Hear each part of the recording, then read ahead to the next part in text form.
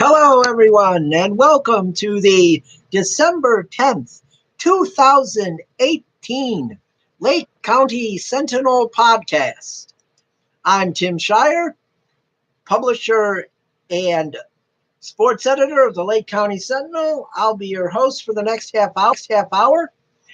We're going to talk for 15 minutes about sports, and then we'll talk for 15 minutes about news and politics. So in sports, we've got quite a bit to talk about. We've got, news with the Cavs, the Indians, and the Browns game yesterday. And then we're going to talk for a couple minutes at the end of the sports segment. We're going to talk a little fantasy sports. So we'll start with the Cavs play tonight in Milwaukee at 8 o'clock against the Milwaukee Bucks. It's a quick homecoming for Matthew Dellavedova, who had a homecoming to Cleveland Saturday, and now he has a homecoming to Milwaukee, playing there tonight, just 2 days after being traded from Milwaukee to the Cavs, who were his original NBA home. So if you followed all of that, Matthew Dellavedova will be going back to his second home tonight and returning with the team that was his first home in the NBA. And the Cavs, they've always struggled with Milwaukee in Milwaukee. Milwaukee's a good team this year. They are one of the top teams in the East. It's taken them a while to get there. They're rebuilding, but they did it. And they are 17-8 this year. So the Cavaliers are 6-20 after beating the Wizards handedly the other night. I mean, it wasn't even close. I mean, Saturday night they just took down the Wizards like the Wizards didn't show up really. I mean, and John Wall had some issues. His wife had just had a baby.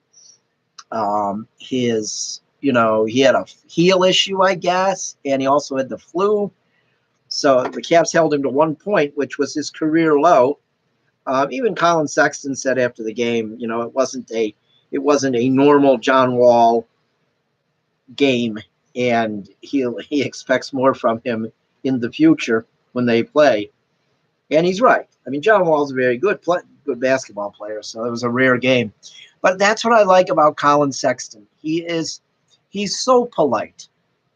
He not only plays good defense, he can score, and he's a nice guy. He always is smiling in post-game interviews, whether they win or lose. Like, he's smiling. He's a good guy. He's very different than the last number one pick point guard the Cavs had, who is now in Boston, who is just a grouchy, entitled little brat when he got here, and he's still pretty much a grouchy, entitled jerk now. And, the only thing that saves him is that he's got a lot of talent, but in my book, the talent means nothing if you're a jerk. And that's Kyrie Irving, but, let's not talk about him. Let's talk about Colin Sexton, who's had a career high, tied a career high the other night. He's good. I think he might be better than Kyrie Irving already. And I really look forward to watching him in the coming years because I think he's going to be a really good basketball player and point guard for the Cavs. So, like I said, the Cavs are in Milwaukee tonight at 8 o'clock, and who knows? Maybe they go up to Milwaukee and steal one. They play the Knicks next after this, so, let's not get ahead of ourselves, but you could have a little run here. I don't know. Milwaukee's tough, though. All right, now let's move on to the Browns game yesterday. The Browns, beat the Carolina Panthers 26-20. I had predicted on my predictions yesterday that there was no way that the Browns beat them. I thought that, yes, the Panthers had lost 4 in a row coming into the game, but I thought for sure, they would beat the Browns. I just did. I thought they were a better team, they had a better defense, but they do have a good defense. Okay, they do. They have a good defense. So what does that mean? That means that the Browns offense was able to overcome the defense of the Carolina Panthers. And don't be fooled, people. The Carolina Panthers have a very good defense. You saw how physical they were yesterday if you watched the game. I mean, Luke Kuechly is like a machine. Okay? The guy is a machine. And then they've got Quan Short and future Hall of Famer Julius Peppers on their line. And their secondary is very good, too. So, but the Browns were able to score 26 points and beat them. The Browns scored the 5th most points this year against the Carolina Panthers. The only teams that have scored more are the Atlanta Falcons, the New York Football Giants, the Seattle Seahawks, and the Buccaneers. But the funny thing, in the game where the Buccaneers scored 31, the Panthers scored 42 and won the game. So, and I believe the Panthers, they also won the game where they gave up 31 against the Giants. They won 33-31, I believe. So even when they gave up more points than they gave up yesterday, they usually won the game. But that didn't happen yesterday. The Browns were able to, at home, which is good, and it's cold weather, and okay, Carolina's a warm weather team, so we'll say that. Coming up and playing in the cold weather is not easy when you're a warm weather team. Nothing should be mistaken about that. Okay, that is definitely a factor when warm weather teams come up and play in cold weather places. I mean, it's been known for years. It took Tampa Bay, the Buccaneers franchise, it took them I don't know. It was a long time. I think it was 23 years, maybe 24 years, something like that. They did not win a game below freezing the first 24 years of their franchise. So when these cold weather teams come up, it's definitely an advantage for the team that is a cold weather team. And the Browns, that might have factored in yesterday. But let's not mince words here. I'm not going to lie. And I said I was against the Browns drafting Baker Mayfield when they drafted him. I thought that Josh Allen was the quarterback the Browns should have taken. And skill-wise, I think Josh Allen is better. But, and there is a but, the leadership that Baker Mayfield brings to the table with the Browns is, you can't help but notice it. His leadership is through the roof. Okay. I love how excited he gets after they score a touchdown, runs off the field like a little kid. And, he hasn't done any disrespectful stuff since he's been in the NFL. Disrespectful on the field, I mean, like some of the antics he did in college. He understands that he's a professional now and has to act like it on the field. But I love how excited he gets when they score a touchdown, no matter who scores it, whether he threw it or not. I love how excited he gets. I think it rubs off to other players. They want to play hard and play well for him. He's the leader of that team already. So I think he's the reason that they are 5-7-1 and still alive for a playoff spot. going into the week 15 of the NFL season. You know, that hasn't happened in a while. 2010, I believe, was the last time. 2014 was the last time they were alive. 2010 was the last time they had a real shot. Because 2014, they were on the down spiral at this point. This time they're on the upward. They have to win out. I don't know if they can. Denver, Baltimore, and Denver, Baltimore, and Cincinnati. You know, they could maybe win 2 of 3, but I'm thinking like 1 and 2 more like. So, but we'll see. I've been wrong a lot on them, so we'll find out. But we're going to move on here. We're going to talk for a couple minutes about the rumored trade with the Dodgers. Corey Kluber to the Dodgers. The rumors are the winter meetings are going on. There's a rumor that the Indians will trade Kluber to the Dodgers for the Dodgers' top prospect, Alex Verdugo. He's an outfielder. I'm going to be honest. Looking at his stats, I'm not impressed at all. But, you know, sometimes minor league statistics do not tell the story. So I could be wrong. But we're going to find out tomorrow. We're going to have a special guest in the studio, Justin Latta, former Sentinel writer. He currently writes for Indians Baseball Insider. He's going to be in the studio tomorrow, and he's going to give us some information about Verdugo. We're going to talk about the Gomes trade, and, you know, then we'll get the real deal on Alex Verdugo. Justin is very knowledgeable, especially on minor league stuff. He really knows about teams' minor league systems, and he can really give us the scoop on Alex Verdugo, who the rumors are that that's who the Indians are going after. Or he can also give us some information on maybe something else that might happen, another trade that might happen. You know, who knows? So Justin will be here tomorrow. If you have any questions for Justin, you can email them to us at or send them on Twitter.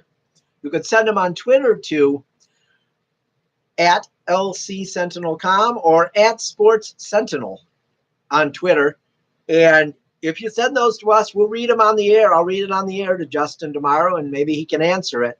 But Justin's an authority on the Indians minor league system. And he can really, I cover the minor league team for the Indians, one of them, but Justin lives for minor league baseball. Like, he lives and breathes it. So he'll be here tomorrow, and that'll really give us a real good amount of insight into that. Now you're going to talk a little bit about fantasy sports for the last minute, a little more than a minute here. And I'll tell you what, looking at some players, if you want some players, you need to pick up some players in your fantasy hockey league. I got the top 5 for you to pick up, and I would say Brock Beezer of Vancouver, Elias Peterson of Vancouver, Patrick Kane from Chicago, Kyle Palmieri from the Devils, and the top goalkeeper, I would say, is Connor Hellebuck. I think that's how it's said. He plays for Winnipeg. They had great weeks last week, and those might be some guys you want to look at if you're looking to pick some players up.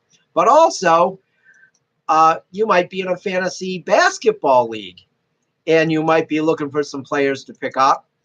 And the top players from last week, from yesterday, really, top performers were Drew Holiday, Julius Randle. You can't get rid of Julius Randle. I've had him on my team for 3 years, and I keep thinking I'm going to cut this guy, and he keeps playing well, and I can't cut him. Like tonight, I'm playing him instead of Larry Nance. Yeah, the guy's good. And then you got DeMar DeRozan, Blake Griffin, and Kemba Walker. They were the top 5 guys. I see Rudy Gay was 6th. I had him, but I traded him last week in one of my leagues for Jetty Osman because I think Jetty Osman's going to be a really good player. And I would trade a veteran for a younger player every day because the younger player is not going to get hurt as much, and might have him in 5 years where Rudy Gay might be retired. So that's some fantasy advice. But now we're going to head to the political portion of the show after this break.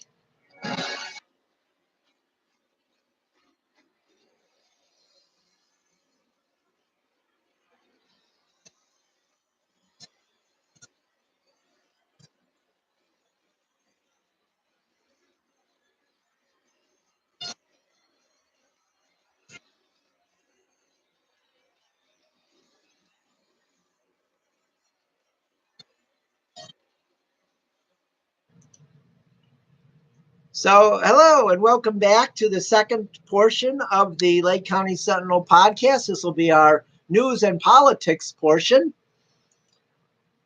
Before I begin tonight in the news and politics portion of the show, I would like to send wishes out to a friend of mine that I have known since we were kids.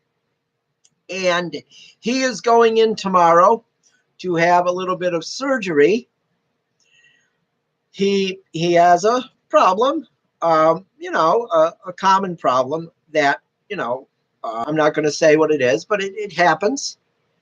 And when you do heavy lifting type work, and he's going to have some surgery tomorrow. And I just want to send best wishes out to my friend Randy, who is he's going to pull through the surgery fine. And let me tell you something. He's got to pull through fine and be in great shape, because Randy and I have completely different views on politics. But Randy and another one of my friends who I coached with through the years, they are going to join me on the podcast probably in the new year.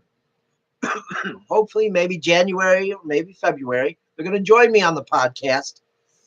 And we'll probably that night we'll probably talk politics, probably at the local level, Lake County or Wickliffe, the entire show.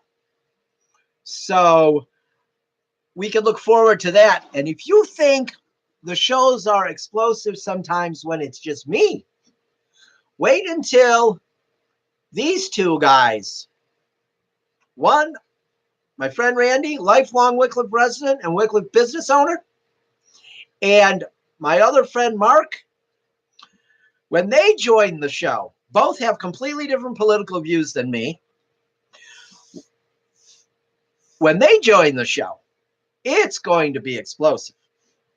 It'll probably be the best show we ever had, because these two guys are just unbelievable to talk to. And it was great. Recently, we were talking, the three of us. We were in the same place together. We were talking, and Randy looked at Mark and he said, and then he looked at me and he said, we might be the three biggest mouths in the city of Wickliffe. People hate us. And I was like, we all laughed, because we know that's one of the worst things now. People don't like people that tell the truth, and people don't like people that express their opinions. And Randy and Mark expressed their opinions. So I just wanted to mention that at the beginning here, and just wish my friend Randy good luck, because he's a great human being. And get the surgery, get back to work, but more importantly, get back to that tree stand as soon as you can. So let's move on here. Randy and Mark will not agree with me on this, but that's okay. We're going to talk about the Bob Mueller investigation. It sounds like the noose is closing on President Trump more and more every day. It sounds like, from information that came out today, Russian spy Maria Butina has reached a plea agreement with Mueller, and she, from information that's coming out, and we don't know, if it's all accurate, because you just never know, but it sounds like she's giving information, talking about that the Trump campaign did work with Russia during the campaign and during the transition after he won the election. It's from the information coming out today. And like I said, this is just information. I can't verify that it's all accurate, but it sounds like it could be. It sounds like 16 Trump campaign officials had contact with Russia during the campaign, during the presidential campaign. And I mean, if that's true, that's not good. That doesn't look good for Donald Trump. I mean, because who's the head of the campaign? Yeah, you have a campaign manager, but who's the head of the campaign? It's the candidate, right? And he could say he didn't know about it. He could, but he seems like a hands-on guy that knows pretty much everything that's going on. I mean, I could be wrong on that because look, he there have been times where he's caught by surprise, but I think it's just not looking good at this point for him. And it sounds also like the NRA got a large donation from Russia, but they won't disclose it. Information given to Mueller supposedly says that the NRA got a huge donation from Russia and may have used it for campaign ads. So I don't know if this is true. Well, and I'm not gonna. I mean, I don't like the NRA as an organization, but I know there are a lot of good people who are members of the NRA because you become a member. But the organization itself, the people who are the head of the NRA, they're evil people. They're evil people. And but the people, I'm not saying their members are. I'm saying the people that run it. So we have that, and that's, it's not looking real good at this point. I just think that once the new year comes, I think that things could speed up here and Mueller could get in some trouble. And we're gonna find, or Mueller could, Trump could be in some real trouble if Mueller if Mueller finally lowers the axe and says you are we're going to indict you. I don't know if he could. I don't know if there's enough evidence, but it's looking more and more every day like there could be enough evidence for something to happen. But we're going to find out. Will the Democrats push for impeachment? I wonder. I just wonder. The Democrats, you can say what you want about Republicans, but the Democrats are soft when it comes to this stuff. They have to do what they think is right and not be afraid to do it. If this evidence shows that he colluded with Russia, Trump and his campaign, then he should be impeached. He should be. So if we're going to be cowards and we're not going to impeach them, if we're not going to impeach if there's evidence, then all of those people that said they were going to do this and you voted for them that are Democrats, they should be voted out next time. If there's enough evidence to impeach Trump, then he definitely should be impeached. If the evidence isn't there, if Mueller says he did nothing wrong, then you don't impeach. You go on to other business and get things done for the country, since nothing has been done the last 2 years. So that's where we are tonight with the Russia investigation. And it's not looking good for Trump and a lot of his people. Manafort's in real trouble. He's probably the one that's going to suffer the most for all of this. And probably, Michael Cohen looks like he might be in for a long stint also. But who knows? So now we're going to move on to the stock market, which actually finished up today. It had been in a free fall. It was down most of the day. It got up to 70 points, up by 70 points with about 3 minutes left, and it finished 34.31 points up for the day. But for the year, the stock market is down exactly 500 points, which means now the stock market has gone up 4,620 points under Trump in his first 2 years. It went up 3,471 for Obama in his first 2 years. Obama inherited a recession, and Trump inherited a good economy. So should he be doing more? Should the stock market be up more than 1,200 points in his first 2 years? Maybe. I'm not an economist, but I think that for the people who are constantly saying he's doing a great job with the economy, maybe he's not doing as good a job as you thought. Maybe he hasn't. I mean, the stock market's been down 500 points this year.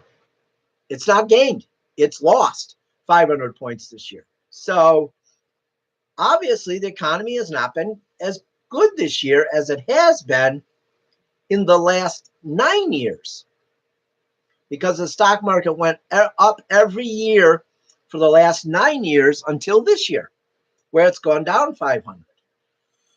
Okay, some of you will say it's a correction. Well, maybe it is a correction. So maybe if it's a correction, maybe you shouldn't have bragged so much about the numbers from last year where you thought it was unbelievable that it went up 5,120 points, because it was a false market and you knew it was going to come back down.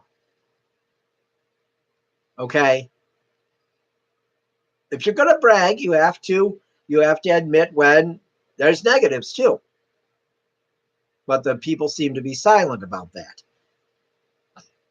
But I think that the stock market is been down. It's down 500 for the year. It went up today, went up 34 points today, but it's been down 500 for the year. Look, I am not an economist. I am not a guy that knows the stock market, but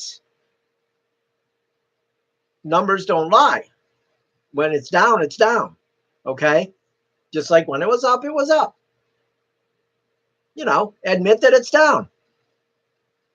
Don't just be there when things are good. Don't just, thump your chest when things are good. You should be there when the negative's happening too. People will respect you more. The stock market closed up 34.31 today, but it's down 500 points for the year. I mean, I'm just saying what it is. Okay? If I'm going to give this report, if I'm going to talk about the stock market, I got to mention it when it goes up. But I'm also going to mention it when it goes down. So you got to be fair and even. And I wish more of the Trump supporters would be fair and even. But that's just my opinion, and that's their way of handling things, handling adversity. But that's going to be it for tonight's podcast. And like I said one more time, good luck to my friend Randy tomorrow. And we will be back tomorrow night at 7, and Justin Latta will be our guest. Indians expert Justin Latta will be our guest. So hopefully we'll talk to you then. Have a good night, everybody. Until then, I'm Tim Shirer.